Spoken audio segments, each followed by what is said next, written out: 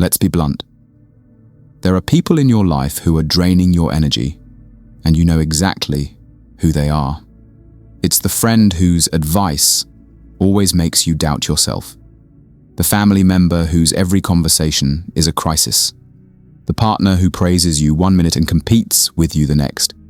You feel it in your gut, but your mind makes excuses.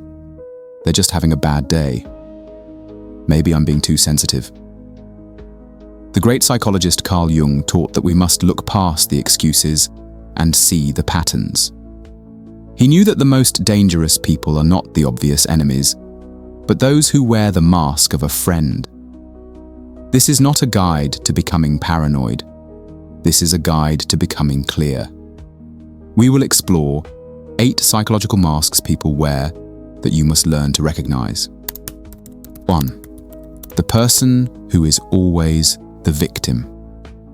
This is the person whose life is a never-ending tragedy, and it is never their fault. They are always being wronged, always suffering, always in need of rescue. Your first instinct is compassion. You want to help, but be cautious. Those who live in a permanent state of victimhood are often engaged in a deep form of manipulation. As long as they are the victim, they never have to be responsible. They never have to change, and they never have to face their own darkness. Imagine you have a friend who calls you every week complaining about their terrible boss and their unfair job. You spend hours brainstorming solutions with them, updating their resume, finding new job listings, practicing interview questions. But they never apply for anything. The next week, the call is the same. You eventually realize they are not trapped by their job. They are trapped by the comfort of their own victimhood, because it gets them your constant, undivided attention. The eternal victim uses their pain as a weapon and your empathy as a resource. You will find yourself constantly apologizing for things that are not your fault, feeling guilty for having your own life, and becoming emotionally exhausted from carrying their burdens. As the philosopher Friedrich Nietzsche warned, sometimes when you try to help someone who is falling, you get pushed yourself. This person does not want to be healed. They want to be enabled. Their victimhood is the source of their power over you. 2. The person who becomes a mirror of you. This person seems like your perfect soulmate or friend. They love what you love, laugh at your jokes, and mirror your dreams and insecurities back to you with perfect, validating empathy. The connection feels instant and magical. But over time, you may notice a strange emptiness. You have no idea who they actually are. This is the trap of the persona. Jung taught that when a person over-identifies with their social mask, they become a hollow shell. They are a charming mirror, reflecting back the best version of you to win your trust. But what lies behind the mirror? Often, nothing. No solid values, no core principles, no authentic self. They are not loyal to you, they are loyal to your approval.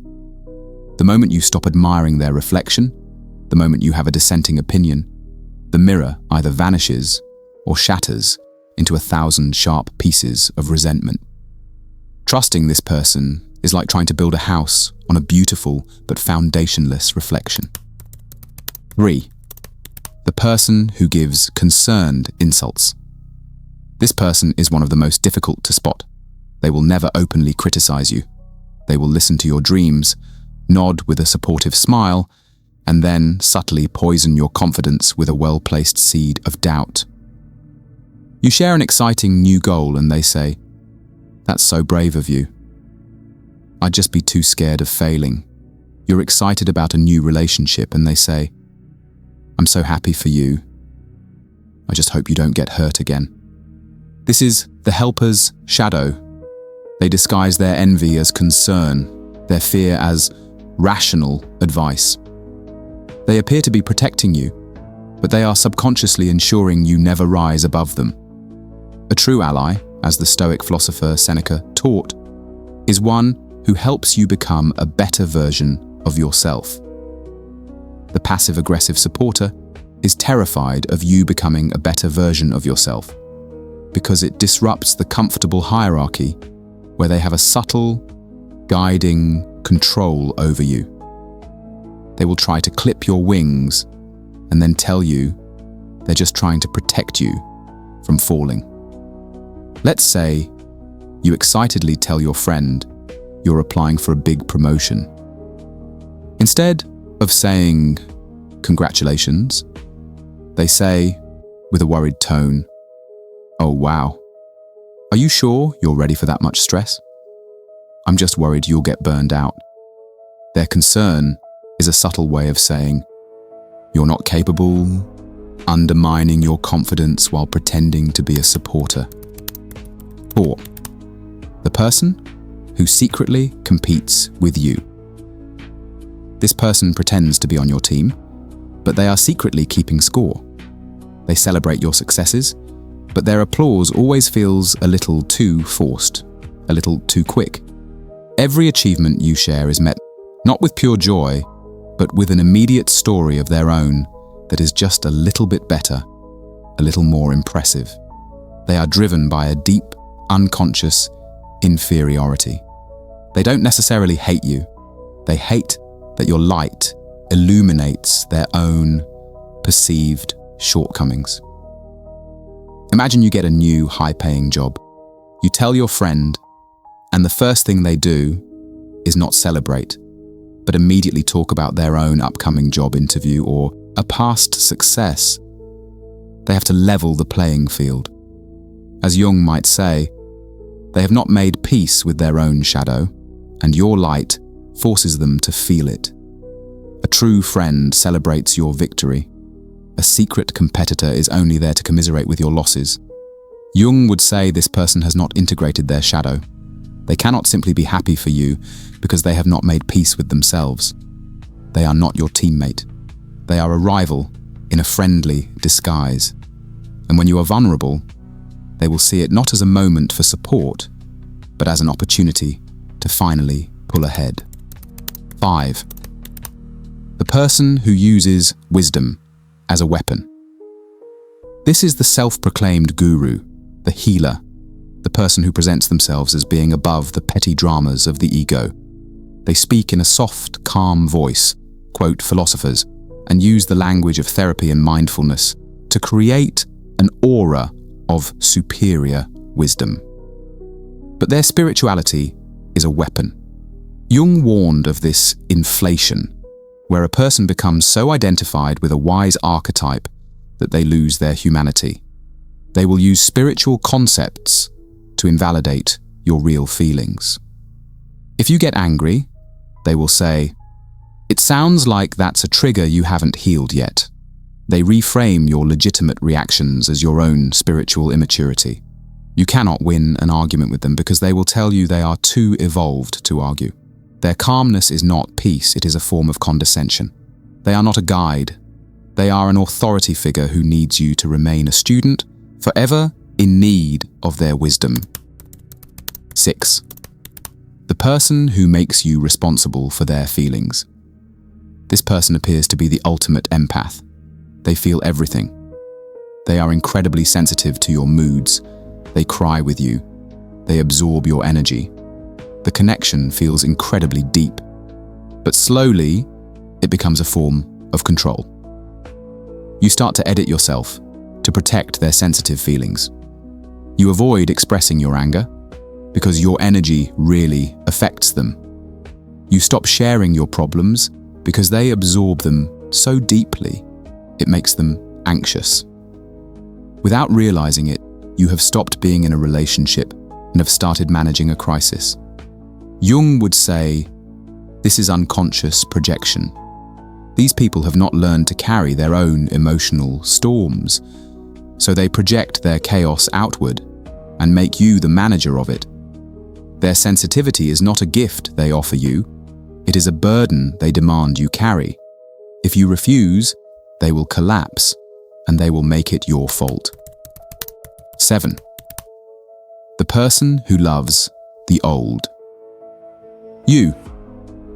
This is the person who is in love with the person you used to be. They are your oldest friend, your family member, your first love. Their relationship with you is built on a shared history. The danger here is that they are not in a relationship with the person you are today. They are in a relationship with a memory. When you start to change, to grow, to evolve beyond the person they knew, they will resist it. They will constantly bring up the good old days. They will subtly mock your new interests or your new boundaries. They will say, "You've changed," as if it were an accusation. Let's say you've started a new fitness journey and stopped drinking. You meet an old friend for dinner, and they keep saying, "Remember how much fun we used to have? You're so serious now." They aren't celebrating your growth. They are mourning the loss of their old playmate. They will subtly try to pull you back into old, comfortable patterns because your evolution makes them feel left behind. They are not trying to be malicious. They are grieving the loss of the old you, the you that made them feel comfortable and secure. But a true, living connection must be with the person who exists right now.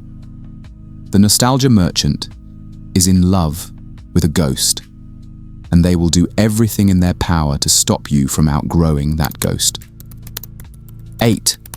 The person who never takes responsibility. This is the blame shifter. No matter what happens, it is never their fault. If they are late, it's because of traffic. If they hurt your feelings, it's because you misunderstood them. This is more than just an annoying habit. It's a sign of a fragile ego that cannot withstand the admission of a flaw. As the Stoic philosopher Epictetus taught, true progress begins when we admit our own faults. The person who cannot do this is psychologically stuck. Imagine a friend borrows money and promises to pay you back on Friday. Friday comes and goes. When you ask them about it, they say, "I've been so stressed with work. You know how it is. You're putting a lot of pressure on me right now." They have skillfully shifted the blame, making your reasonable request the source of the problem. A person who cannot own their mistakes is a person you cannot trust. Recognizing these patterns is not about labeling people as evil. It is about seeing with clarity. Jung taught that people who are unconscious of their own inner workings, their own shadows, will inevitably act out their wounds on those around them. You are not being judgmental, you are being discerning. The journey to a peaceful life requires what Jung called individuation, the courage to become your own whole, authentic self. And a huge part of that journey is learning who is worthy of your precious time and energy. Stop making excuses for people who consistently drain you. Trust your intuition. The quiet feeling in your gut is the truest wisdom you will ever own.